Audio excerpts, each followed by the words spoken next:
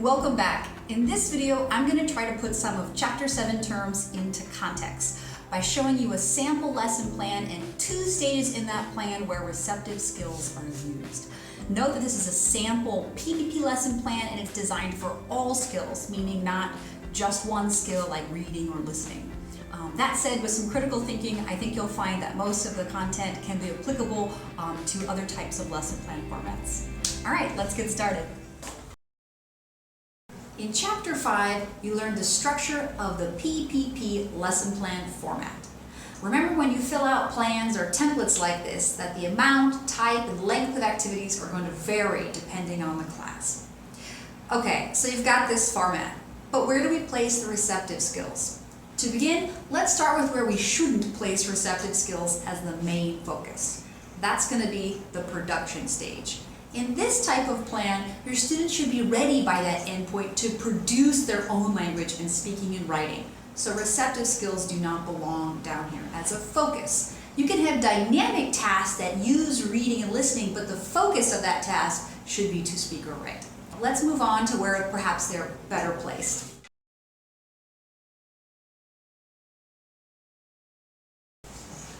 One common place to put a listening or reading would be here in the presentation stage. This is because it provides a way to connect the language to a context. In this sample beginner lesson plan from Chapter 5, you can see a short vocabulary task in reading to start the presentation.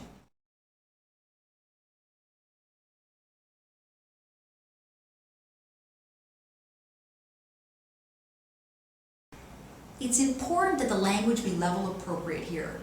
You need to strike a balance. Never use text where every word is known, and don't use text where half of the words and grammar are unknown. Rather, strive to find materials that are slightly above the student's level.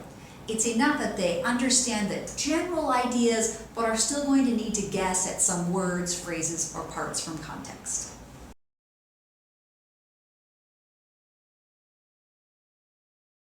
Another common place to have receptive skills is the practice stage. You may have anywhere from 1 to 4 practices that target reading or listening, or have them as a component of a multi-skill activity. As your book states, it's common to use reading or listening to help students prepare to later then write or speak on similar topics. Let's take a look at a practice activity here that has a reading. In Practice 1, there's a quick activity where students read at a basic word level. This word level reading is going to be much more common at a lower level.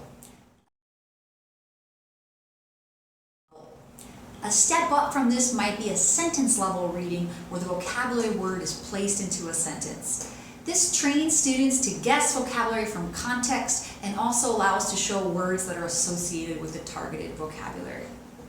And naturally, a step up from a sentence level would be moving towards modifying or using authentic or realistic materials that contain this vocabulary, and then perhaps asking comprehension questions to make sure they understand the reading.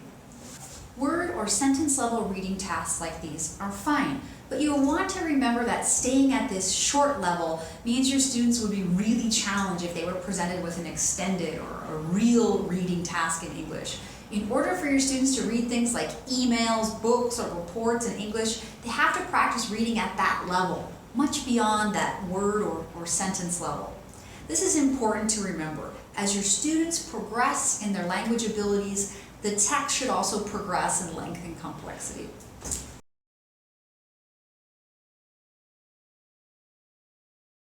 In Practice 3, there's a nice dynamic task where students both need to speak and listen to each other to complete the task. It specifically tells students not to write because it will require listening and remembering information. To me, this here is a good reminder that practicing skills does not mean we always need to focus on one at a time. Especially as you progress down that lesson plan, many times the skills become combined. Not only do dynamic tasks like this often make your class more engaging, but they often represent the reality of language use outside the classroom. Perhaps you are listening to me and reading the screen at the same time, or you may be listening to me and writing down on a piece of paper. This is actually a very complex task to do in a second language, and something your students will need practice with as they progress in their language abilities.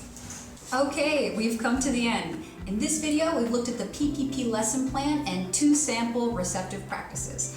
I hope you enjoyed the lecture. Thank you for listening.